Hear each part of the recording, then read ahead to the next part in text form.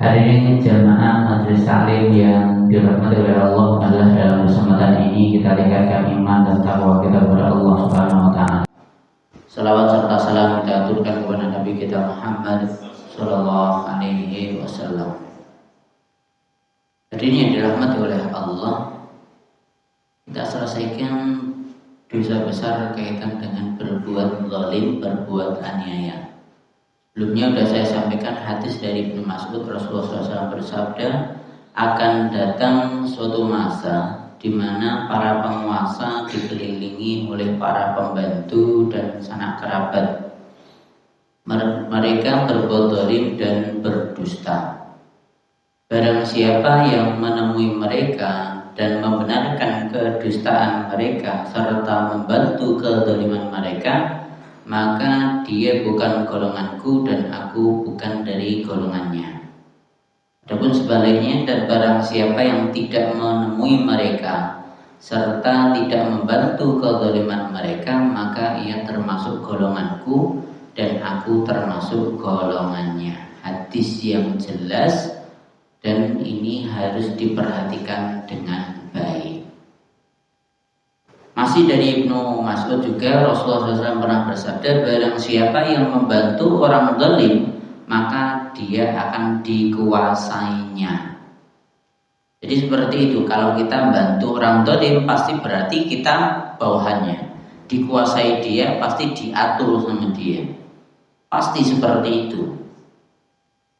Nah, beda ketika kita merdeka. Maksudnya merdeka itu apa? Kita sesuai dengan syariat, enggak ngikuti manusia.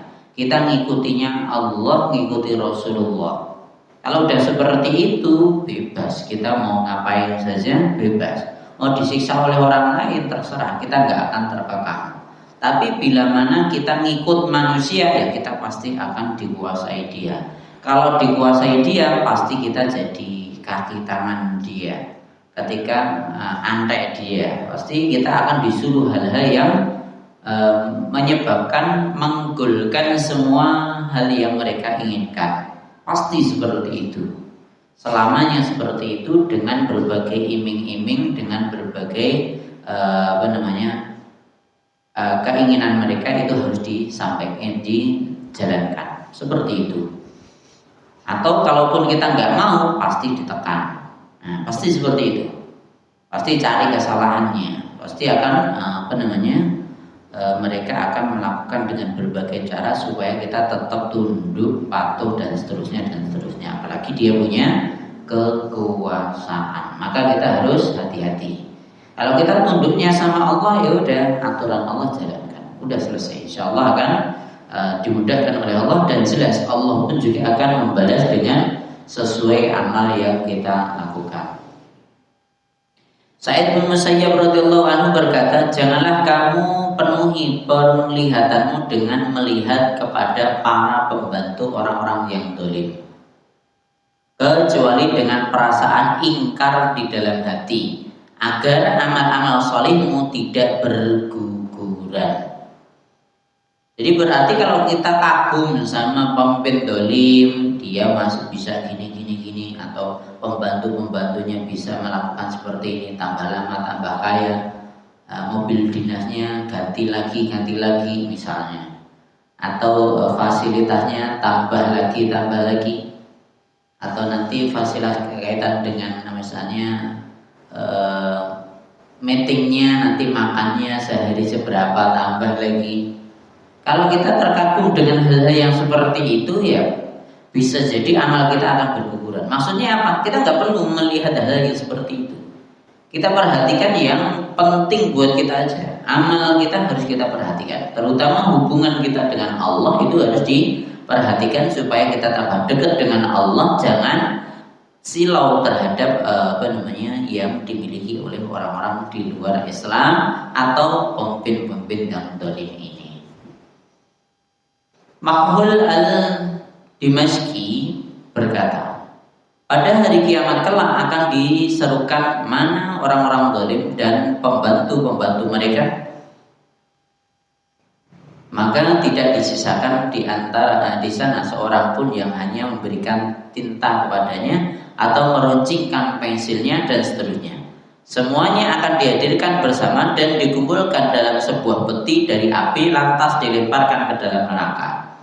Maksudnya apa? Siapapun yang dolim pembantunya sampai sing ngeruncingi pensil, cuman bawakan tinta, belikan hal makan siangnya, apapun, cuman sekedar satpamnya doang di depan gerbangnya, cuman jaga pintunya, jadi anjingnya. Misalnya seperti itu. Pembantu apapun yang paling rendah sekalipun, itu semuanya akan dikumpulkan jadi satu dan mereka akan dimasukkan peti yang dari api. Na'udzubillah. Lantas dilemparkan ke dalam neraka bareng-bareng semuanya. Mau yang dolim, mau yang bantu, mau cuman simpatisan, bahasanya kan, simpatisan atau apapun dengan berbagai bentuknya, maka semuanya akan dimasukkan ke dalam neraka. Seorang laki-laki tukang jahit datang menemui Sufyan Ats-Tsauri dan berkata, "Saya seorang penjahit baju sultan. Apakah termasuk pembantu orang yang dolim?" Menjahit baju sultan yang jahitnya guna aku.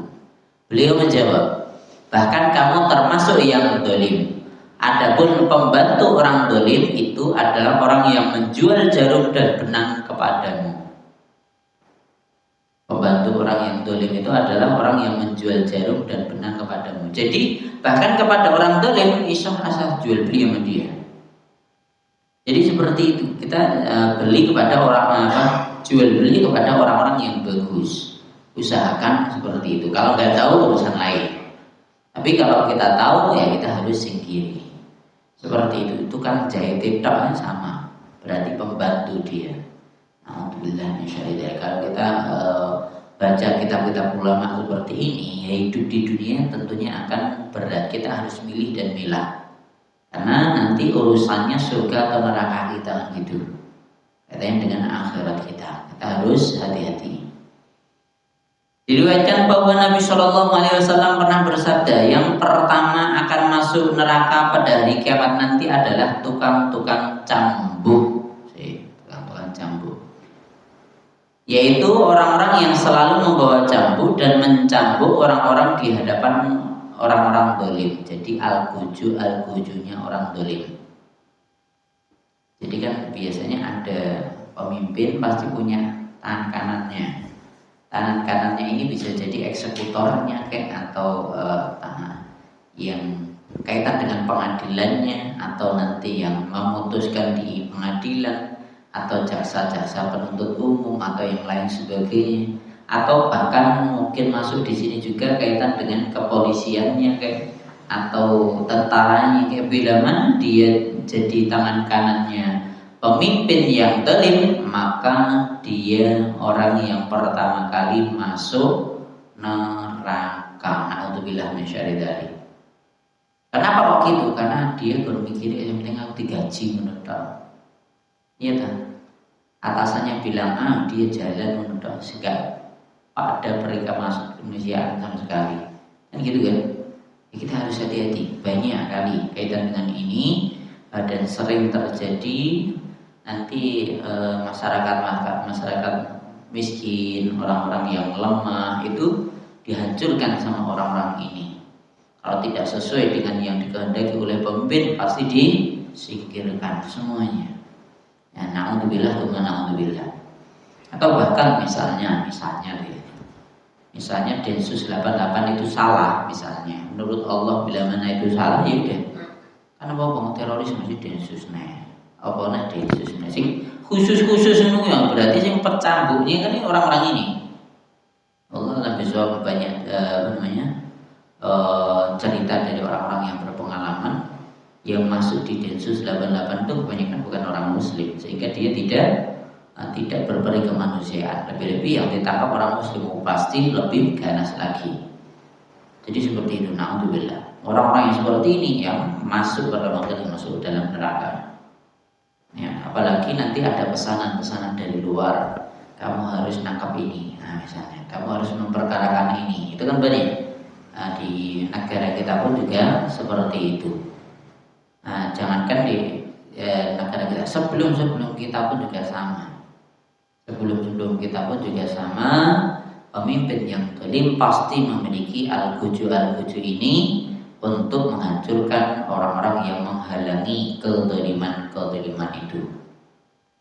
Nah, mereka akan masuk ke dalam nerakanya Allah, bahkan dikatakan pertama kali.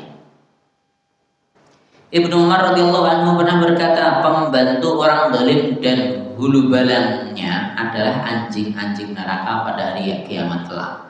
Hulu balangnya berarti apa nih? Pembantunya, bodyguardnya, intinya yang kanan kirinya itu semuanya.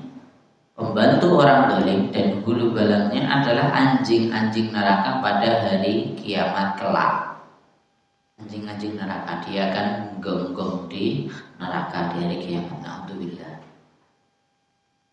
Makanya kalau cari kerja, memang nenek gone kanan kiri ini pembantu zalim itu duitnya gede, gajinya juga besar. Kalau kita cuma tersilaukan dengan duit, dengan dunia, pasti akan dekat dengan pemerintah. Jangankan orang nggak tahu agama, ulama sekalipun, ulamanya jelek itu pasti dekat sama pemerintah. Pasti dia jadi kaya, pasti dia gajinya besar.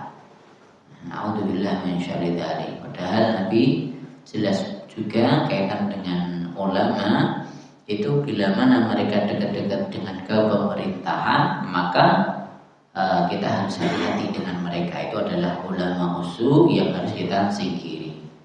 Nah, terus bagaimana? Apakah pemimpin nggak boleh punya penasihat dari kalangan ulama? Justru kalau ada penasihat yang benar, itu kalau pemimpinnya yang datang kepada ulamanya, bukan ulamanya yang datang kepada pemimpinnya. Sekali lagi saya ulang, kalau ada pemimpin baik, itu pasti dia punya ulama kiai yang dia datangi, bukan nyuruh ulama atau kiainya yang datang ke istana. Paham bisa sini? Kalau pemimpinnya yang datang kepada kiai, berarti yang butuh siapa? Pemimpinnya. Yang butuh nasihat itu adalah pemimpinnya, sehingga nasihatnya akan lurus. Tapi kalau sebaliknya yang datang ulamanya kepada pemimpin, berarti yang butuh ulamanya, berarti butuh duite. Nah, butuh duite. Kalau butuh duite ini gampang disetir, pasti mudah untuk dikendalikan. Ini Nabi dalam hadis sudah disebutkan seperti itu. Makanya kalau ulama-ulama lurus itu ditawari nggak mau, dia aja suruh datang sini.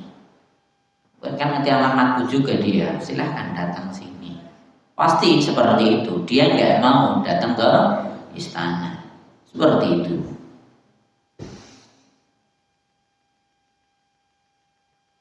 Diriwayatkan bahwa Allah mewahyukan kepada Nabi Musa, perintahkanlah kepada Bani Israel, dan satu riwayat, perintahkanlah orang-orang yang zalim dari Bani Israel supaya mereka tidak menyebut namaku, sebab aku akan menyebut orang-orang yang menyebut namaku, dan sebutanku terhadap mereka adalah berupa laknat. Jadi ini kaitannya apa? Kaitan dengan apa yang disampaikan kepada Nabi Musa.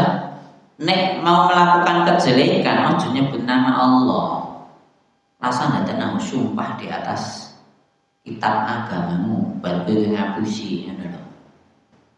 Jadi kalau orang yang seperti itu, dia berani bersumpah atas nama Allah, kok lantas setelah itu mengingkari janjinya, mengingkari sumpahnya, Allah akan laknat dia.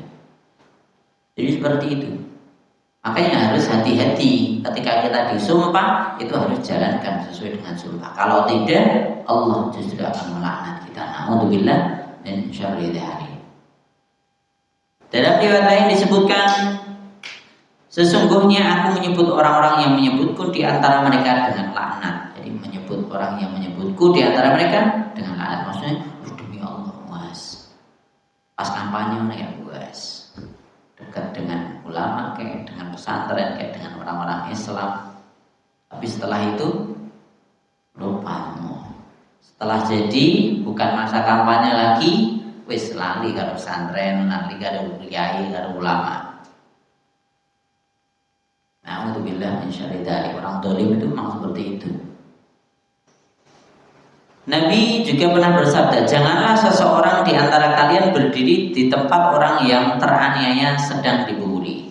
Sesungguhnya laknat itu akan turun kepada siapa saja yang ada di tempat kejadian itu, kecuali mereka membelanya. Jadi kalau ada di situ udah nyingkir. Ada orang jelek datang nyingkir aja. Ada yang terzalimi nyingkir aja. Kecuali kalau kita bela yang lemah tadi. Kalau kita bela biasanya ya melu dipukuli lagi. Biasanya seperti itu. Kalau kita bela mereka, kita juga akan ikut dimusuhi sama pembela itu. Diriwayatkan Rasulullah SAW pernah bersabda, sesungguhnya seorang laki-laki didatangi oleh malaikat di dalam kuburnya. Kemudian malaikat itu berkata, kami akan memukulmu dengan 100 pukulan.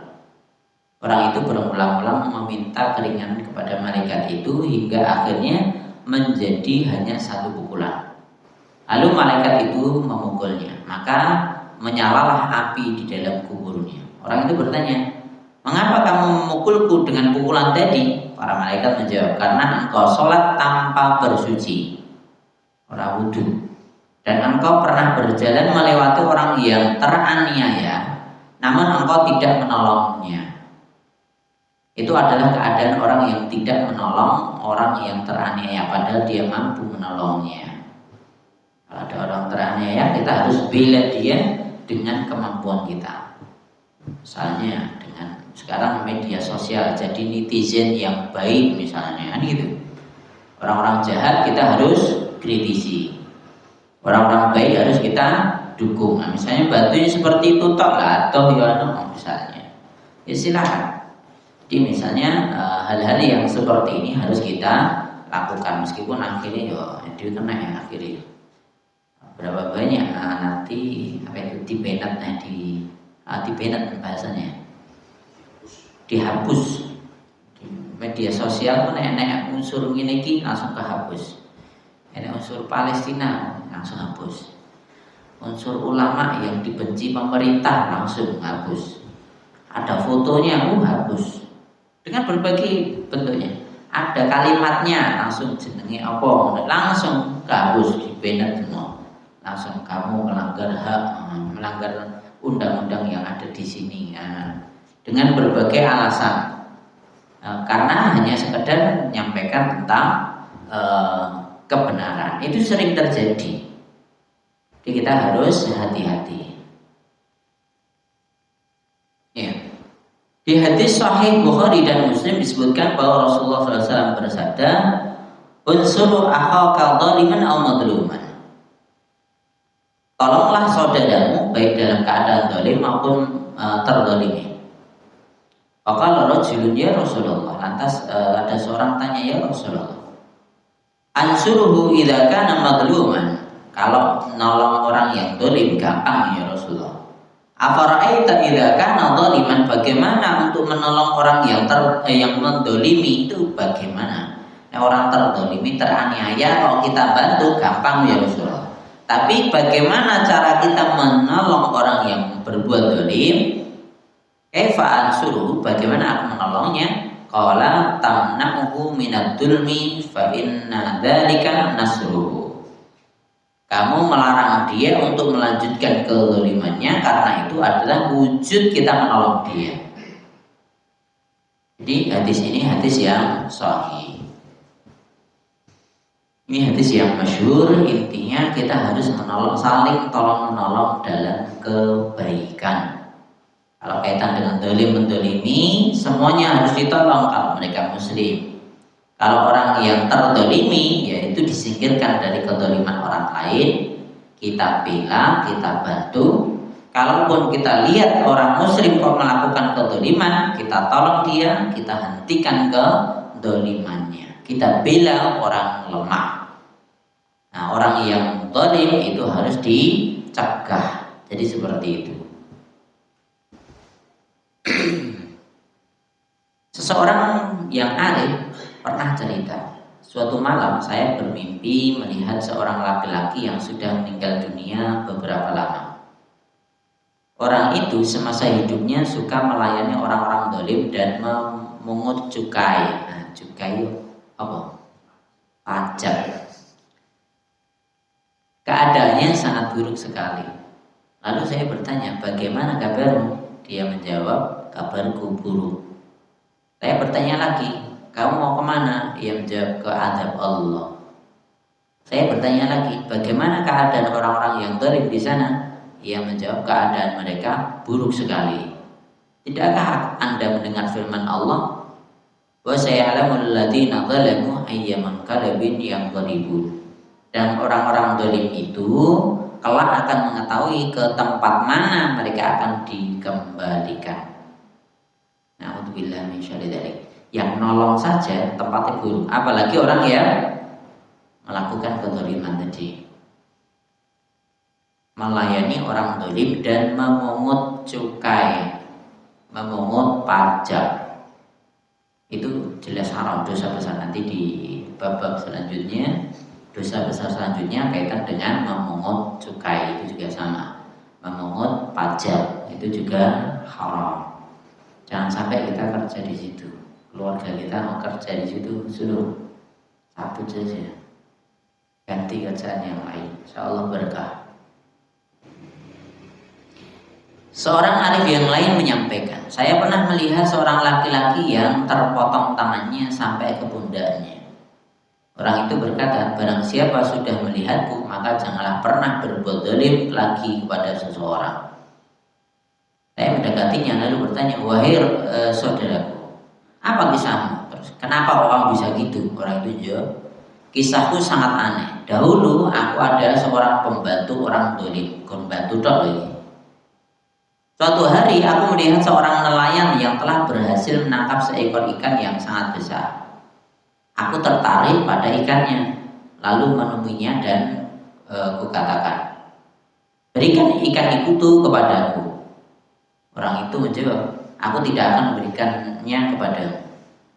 Aku akan menjualnya untuk memberi makan keluargaku. Lalu orang itu pun aku pukul dan kuambil ikannya secara paksa. Nah, biasanya orang duwe kekuasaan ngono kuwi. Alhamdulillah. Aku pun pulang dengan membawa ikan itu. Ketika saya sedang berjalan sambil membawa ikan itu, tiba-tiba ikan itu menggigit ibu jari tanganku dengan kuat sekali. Setibanya di rumah, ikan itu aku lemparkan dari tanganku begitu saja, dan aku pegang ibu jari tanganku. Rasanya sakit sekali sehingga aku tak bisa tidur dibuatnya.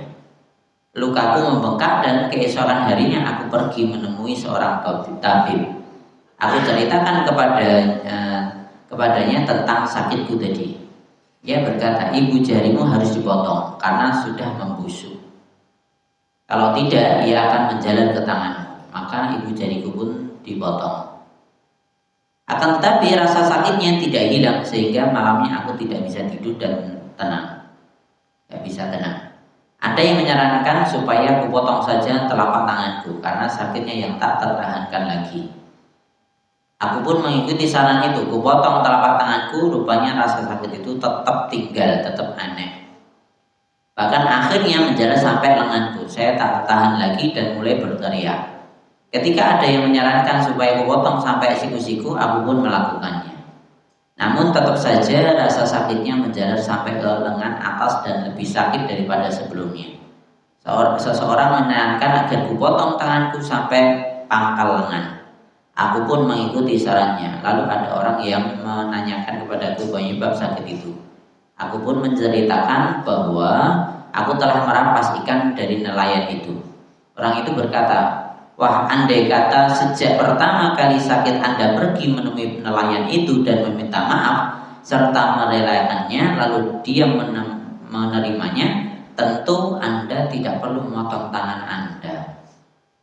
Sekarang cobalah untuk mencarinya dan mintalah maaf kepadanya sebelum penyakit ini menjalar ke seluruh tubuh Anda. Maka aku pun pergi mencari nelayan itu ke berbagai penjuru kota sampai akhirnya kutemukan dia dan kucium kakinya sambil nangis. Aku katakan, Tuhan, saya mohon dengan menyebut nama Allah, sudahlah kiranya Tuhan memaafkanku. Nah, lain itu terkejut lalu bertanya, Anda ini siapa? Lali. Aku pun menjawab, saya adalah orang yang beberapa hari yang lalu telah merampas ikan milik Tuhan secara paksa. Lalu aku ceritakan kepadanya apa yang sudah terjadi padaku. Aku perlihatkan tanganku kepadanya, dan kala melihatnya nelayan itu menangis seraya berkata, wahai saudaraku, aku telah memaafkanmu setelah melihat bencana yang menimpamu ini. Kemudian aku bertanya, Tuhan, demi Allah, apakah Tuhan telah mendoakan saya dengan doa yang tidak baik ketika saya merampas ikan itu tempo hari? Nelayan itu menjawab, benar.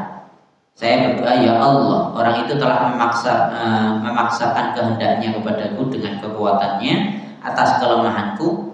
Ia merampas rezeki yang telah Engkau anugerahkan kepadaku secara zalim. Karenanya tunjukkanlah kekuasaanmu kepadaku atas dirinya. Aku pun berkata, Tuhan, Allah telah memperlihatkan kekuasaannya terhadap saya kepada Tuhan, dan saya bertaubat kepada Allah dari segala perbuatan zalim yang telah lalu. Dan saya berjanji tidak akan bantu orang-orang zalim lagi selama hidup saya, insya Allah. Subhanallah. Sampai seperti itu. Ini kalau ini kisah yang pernah terjadi. Goro-goro jaluk iwak dengan paksa. Kan gitu kan, biasanya sering terjadi. Orang yang merasa berkuasa, dia pengen, ya maksa. Gak dapat, ya dipaksa, kan gitu. Doakan, ya Allah. Tadi doanya apa? Ya Allah, dia ngambil hartaku dengan zalimnya. Tunjukkan kekuasaanmu padanya. Tunjukkan kekuasaanmu kepadanya di hadapanku. Benar. Dari jempol, tangan ke siku sampai pundaknya habis itu semua. Udah habis, dia baru minta maaf. Na'udzubillah min syarri dzalik. Itulah doanya orang terzalim mustajab. Siapa mau dia, lebih-lebih dia orang lemah, lebih-lebih dia orang yang gak bisa membalas kejelekan, gak bisa membalas kezaliman orang lain kepadanya. Itu doanya mustajab. Sebelumnya banyak hadis yang sudah saya sampaikan kaitan dengan ini. Sedikit lagi nasihat. Wahai saudaraku, berapa banyak kematian itu mengeluarkan nyawa dari sarangnya tanpa diketahuinya? Berapa banyak tubuh diletakkan di bumi tanpa disadarinya? Berapa banyak ia sudah membuat mata mengalirkan air seperti mata air setelah dia tenang tak berombak? Hai orang yang berpaling karena nikmat duniawi, engkau akan terputus darinya, suka atau tidak. Maksudnya dunia, terputus dari dunia. Kejadian itu menghenyakkan manusia dari kampungnya, juga burung-burung dari sarangnya. Di manakah raja timur dan barat, juga pembikin keramaian dari berbagai penjuru, juga mereka yang rajin berkebun dan yang telah menggapai hadapannya serta telah menikahi para gadis, di mana mereka? Ada burung gagak mengoak di negerinya. Dari antara sekian suara dia mengetuk dalam candanya ketukan yang dahsyat. Guntur dan gemuruh yang menggelegar padanya. Ia di antara para pecinta yang belum berpisah, lalu ditinggalkan oleh teman dan para sahabat. Ia dipindahkan dari antara makhluk di hadapan Al-Khaliq. Demi Allah, dia telah dijemput maut tanpa belas kasih. Ia dihinakan secara paksa setelah dia begitu mulia. Digantikan baginya tanah kasar setelah kasur yang empuk. Cacing-cacing mengoyak-ngoyaknya sebagaimana dia mengoyak-ngoyak bajunya. Ia adalah kesusahan yang sangat dari kehidupannya, jauh dari teman seakan tiada pernah punya kenalan. Jadi ini sebagai renungan-renungan saja bagian akhir kaitan dengan orang yang berbuat aniaya, yang akhirnya mereka akan meninggal dunia, akan dihancurkan oleh Allah, akan dimakan oleh cacing-cacing, dan akhirnya jadi tanah, jadi debu, gak akan ada manfaatnya lagi. Sehebat apapun di dunia, sekaya apapun, setinggi apapun kedudukannya, mereka semua akan dihancurkan oleh Allah Subhanahu wa ta'ala. Selesai kaitan dengan dosa besar, berbuat aniaya, berbuat dolim. Sampai di sini ada yang perlu ditanyakan, perlu disampaikan. Monggo.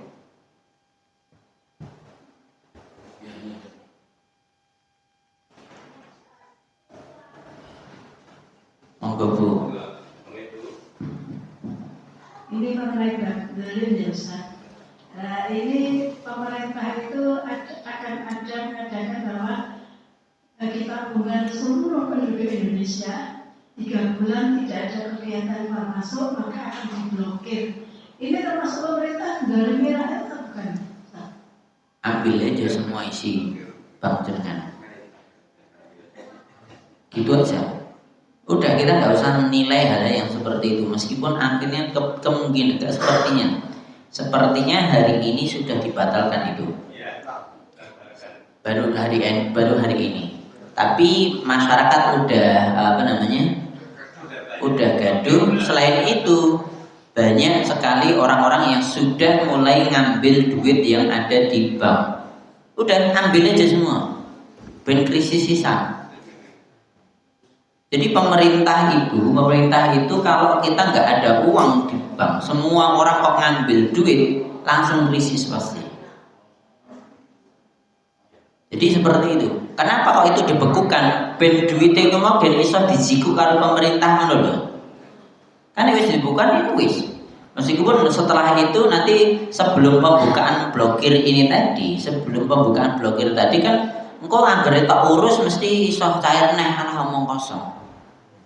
Itu pun nanti banyak orang yang sudah ngurus itu harus nunggu 7 hari, 14 hari sampai 21 hari. Jadi 1, 2 atau 3 minggu baru bisa cair. Dan dalam waktu segitu tadi itu diputar sama mereka ya selesai. Intinya dulu sebelumnya udah pernah saya sampaikan toh.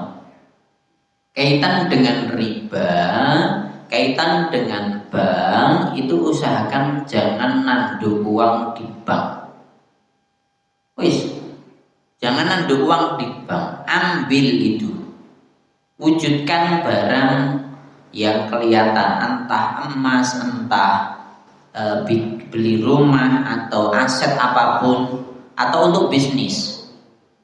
Jangan cuma dimasukkan di dalam bank. Yang ada di bank untuk keseharian aja, untuk mobil itu aja. Jadi seperti itu. Sekarang apalagi ATM itu udah mudah untuk store tunai gitu kan. Itu nggak harus ke teller, langsung store tunai di ATM bisa. Udah, kita sebenarnya udah dimudahkan dengan ATM itu.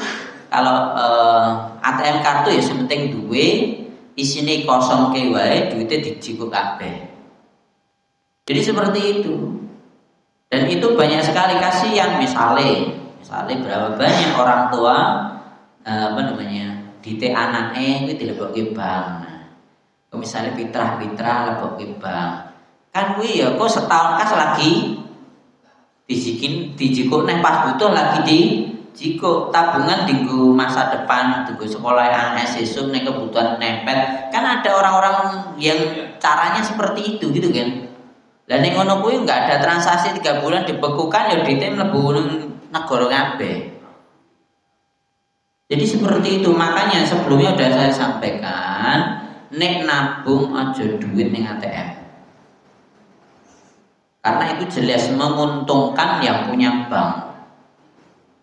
Menguntungkan, kenapa menguntungkan? Duit itu mau diubang kene. Digo ngutangi wong liya, banke itu badi meneh. Walaupun berbentuk syariah sama saja. Kecuali nek jenengan di Saudi loh ya. Kecuali di Saudi beda, di sana banknya nggak ada potongan. Gajimu semono ya tak jiko semono kuwi. Terus nggak ada potongan di sana. Nggak ada pajak. Bahkan beli mobil itu nggak ada pajak, apalagi beli mobil bekas itu murah. Orang-orang luar Saudi kalau beli mobil beli aja setelah itu nggak pajak lagi. Mobilnya api-api. Enak nih kono. Mobil jelas mobil Eropa, nggak bersuara. Itu mobil banter itu bus ngono wis. Ora nganggo berisik kaya ning Indonesia ini.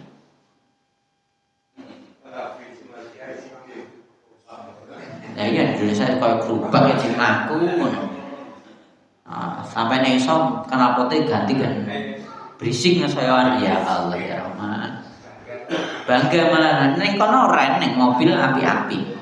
Ya kecuali wong ngereso ngerawat apa ya alat sing penting watol pancal iki biasanya wong-wong Jawa, wong-wong apa namanya? Warga negara luar, warga negara asing dari Saudi. Jadi seperti itu nih kono bank nggak ada potongan, nggak ada biaya admin. Kalaupun itu ada bayar itu kalau kita transfer dari Saudi ke Indonesia lalu transfer berapa real bayarnya kurang ngono tok. Ya biasa tak ada yang transfer yang bayar tak ya waduh ngono udah wis. Cuma seperti itu aja. Kalau dulu saya biasa transfernya pakai WU apa Western Union apa itu. Yang bank-bank kan juga ada kadang. Ambilnya seperti itu. Kita transfer nanti tinggal tunjukkan nomornya dan nanti dari sini udah bisa ngambil. Itu bayar ya logis lah. Aku dadak neng solusi ya tak piro ngono wae. Itu kan logis untuk bayar itu nggak apa. Tapi kalau potongan bulanan nggak ada biaya admin nggak ada tuh. Gaji segitu tak tarik neng diwae ya semono. Nggak akan berkurang. Nah gitu nih cukup. Ya makanya kaitan ya kembali lagi pemerintah itu undang-undang menungso ya menungui. Saking bingungnya dia butuh duit segar dan sekarang udah apa namanya jatuh tempo kaitan dengan bayar utangnya Indonesia terlalu gede saka presiden sadurunge dengan berbagai alasannya. Sekarang harus bayar berapa triliun tahun ini. Akhirnya reneng duit, akhirnya golek-golek. Apa-apa dipajeki sampai ATM sing ngerakan cuma diblokir dan iso digo bayar. Yo germono asine. Apa naik? Bensin udah naik?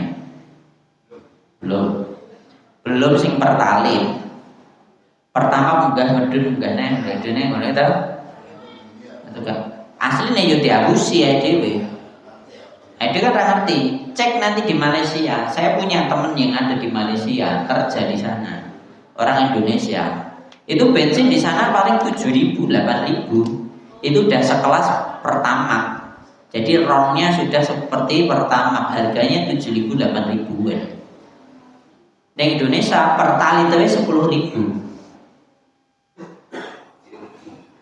Ngono terus jarene Pertamina rugi terus jarene. Nah gitulah. Ini hal-hal yang seperti ini terkadang kita aslinya kok diabusi. Cukup nggih? Nah, silakan. Dolim menurut bahasa kalau yang pernah saya dengar ini tidak menempatkan diri pada tempat yang semestinya. Terus dari kisah tadi ini ada kemarin disampaikan orang yang tidak segera membayar upah kepada seorang tenaga ini adalah juga termasuk dolim. Iya. Nah, pernah ada orang yang ngelesi, tapi sudah saya cari di mana tinggalnya dan lain sebagainya, tapi tidak ketemu. Terus apakah boleh kita bersedekah di atas namakan orang tersebut? Iya. Ini berarti terkena dia itu masuknya hutang kan gitu. Ini sama, kaitan dengan hutang pun juga sama. Kalau kita udah usaha nyari orangnya kok nggak ketemu, ya solusinya yaitu tadi. Solusinya kita bersedekah atas nama orang yang kita hutangi, atau tadi misalnya ngelesi anak kita kayak atau siapa, seharusnya kita bayar kok dia nggak datang lagi, maka kita sedekahkan atas nama dia. Tentunya kalaupun nanti ketemu lagi dengan orang itu ya kita usaha tetap bayarnya. Jadi seperti itu. Betul kaitan dengan ciri-ciri dolim, ya, apa definisi dolim itu adalah menempatkan sesuatu tidak pada tempatnya. Nah, semuanya itu dolim. Misalnya sepatu kayak gudul dolim ini, betul ya? Atau kopiah kayak ngisor tidak oleh, kan gitu dolim namanya. Jadi seperti itu sama. Ini intinya dolim itu bisa dalam bentuk apapun, semuanya. Sampah dibuang sembarangan itu dolim namanya. Ya, itu kedoliman seperti ini terkadang dianggap biasa. Atau naik mobil, wis tumpah naik mobil, kudune ya wis terpelajar deh. Ini buka jendela buang menedang sampah, buang sampah sembarangan. Kan gitu, sering kali kan. Iki wong sugih kok yang ini, berarti kan dia enggak terdidik, dia masih melakukan kedoliman. Kalau hal-hal yang